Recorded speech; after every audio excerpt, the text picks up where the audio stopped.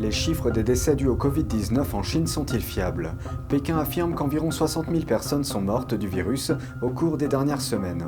Mais des internautes chinois ont découvert que le nombre de décès dans une seule ville dépasse largement le chiffre officiel pour l'ensemble du pays.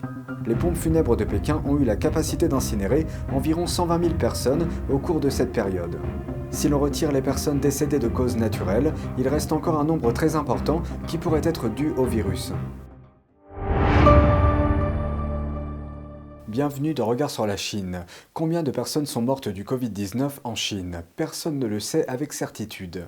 Mais certains internautes chinois font leurs propres calculs et mettent en doute les chiffres officiels de Pékin. Voici un exemple. Selon le principal organisme de santé chinois, environ 60 000 personnes sont mortes du virus entre le 8 décembre de l'année dernière et le 12 janvier de cette année. Mais ce chiffre est nettement inférieur aux estimations du nombre de décès dus au virus à Pékin, qui ne représente pourtant qu'une seule ville de Chine.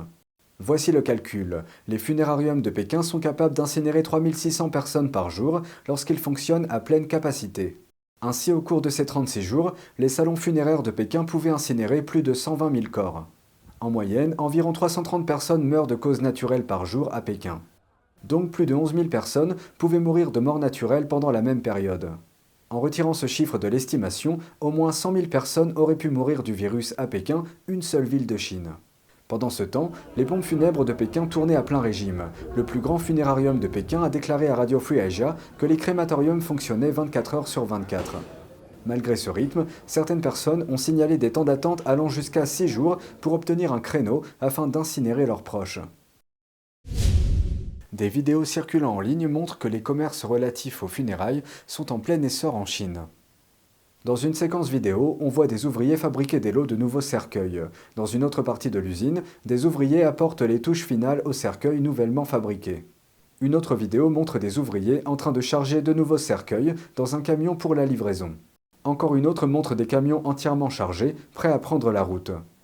L'une des vidéos a été mise en ligne avec une légende. Elle explique que la séquence montre un lot de nouveaux fours crématoires et qu'ils sont prêts à être livrés à un salon funéraire de Fuzhou, une ville du sud-est de la Chine. D'autres séquences révèlent que certains Chinois visitent de nouveaux cimetières. Un homme déclare dans la vidéo que les ventes de ces cimetières se déroulent bien. Une vidéo montre des piles de nouveaux sacs funéraires en stock. Dans le même temps, une capture d'écran connexe montre une discussion de groupe sur les réseaux sociaux. Dans cette discussion, une propriétaire d'entreprise dit qu'elle reçoit des demandes de commandes pour des dizaines de millions de sacs mortuaires par jour.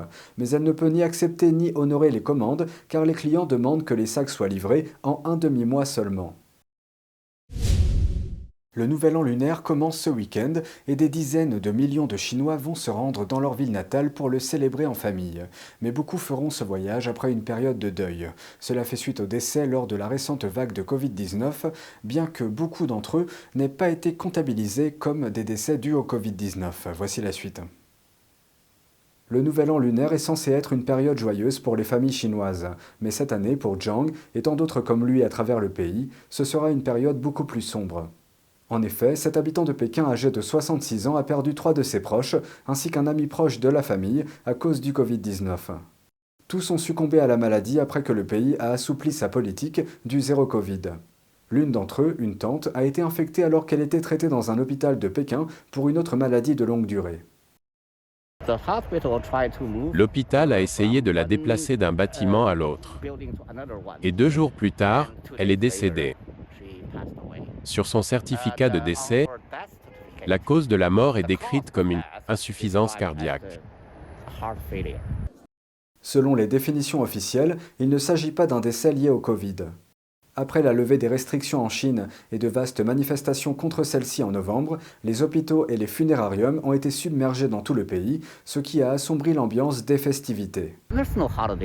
Il n'y a pas d'ambiance de fête. Les gens souffrent. Les gens sont tellement anxieux qu'ils vont dans les pharmacies, les centres médicaux, les hôpitaux, les cliniques. Ils font tout leur possible pour obtenir ce dont ils ont besoin. C'est la réalité, et c'est triste. Après la critique mondiale de ces données sur le coronavirus, la Chine a révélé le 14 janvier que près de 60 000 personnes étaient mortes à l'hôpital depuis qu'elle a abandonné sa politique du zéro Covid début décembre.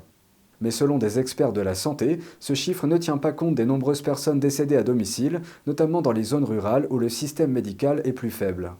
On craint que les mouvements de masse à l'occasion du Nouvel An lunaire n'entraînent une nouvelle augmentation du nombre de cas, car des centaines de millions de Chinois quittent les zones urbaines pour retourner dans les petites villes et les villages ruraux.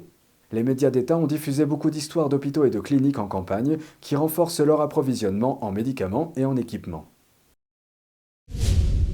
Un responsable du Parti communiste chinois a provoqué la colère des internautes. En effet, les pompes funèbres chinoises sont débordées et les gens pleurent leurs proches. Zhang travaille dans une université renommée de Pékin. Il occupe le poste de directeur adjoint du département de la propagande du comité du parti de l'université. À noter que la majorité des universités chinoises ont des départements internes qui fonctionnent comme des branches du Parti communiste chinois. Au cours du week-end, il a partagé un message sur les réseaux sociaux chinois. Dans ce message, il dit qu'il s'attendait à ce que des millions de personnes meurent du Covid-19 en Chine. Il a dit, je cite, « Si des millions de personnes meurent, et alors ?» Il a dit que le nombre de décès en Chine en 2021 a atteint 10 millions, ajoutant que 5 millions de plus, je cite, ne serait pas un gros problème. Il a également demandé pourquoi ce chiffre est considéré comme inacceptable. Ces remarques ont suscité de nombreuses critiques sur le réseau social Weibo. Les commentaires sur le message ont depuis été censurés.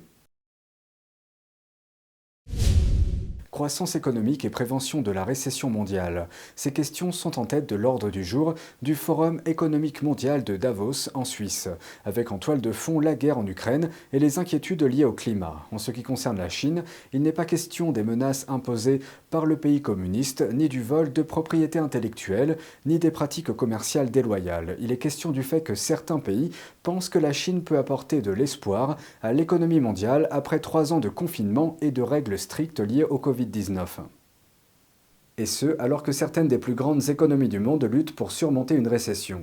Lors de la réunion de mardi, le vice-premier ministre chinois Liu a tenté d'assurer aux investisseurs et aux autres économies que la Chine est toujours un bon endroit pour faire des affaires. Il a exposé une vision optimiste, affirmant que si le peuple chinois travaille suffisamment dur, la croissance de la Chine retrouvera très probablement sa tendance normale cette année. Il a ajouté que la Chine s'attend à acheter davantage aux autres pays et à recevoir plus d'investissements de leur part également. Il a également déclaré que la Chine reviendrait à des habitudes de consommation pré-pandémiques au cours des prochains mois.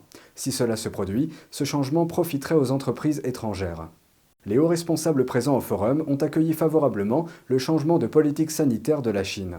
La PDG de la banque d'investissement américaine Citigroup a qualifié l'ouverture de la Chine de bonne nouvelle pour le marché mondial. La directrice générale de l'agence de voyage chinoise Trip.com a déclaré que son entreprise travaillait avec les compagnies aériennes pour ramener le nombre de touristes à la normale d'ici le 3e trimestre. D'ici le 3e trimestre, nous espérons que la capacité sera revenue à la normale. De même, l'entreprise dit essayer d'aider les voyageurs chinois qui se rendent à l'étranger. C'est tout pour aujourd'hui, merci d'avoir suivi Regard sur la Chine. On se retrouve lundi pour une nouvelle émission. Prenez soin de vous et à bientôt.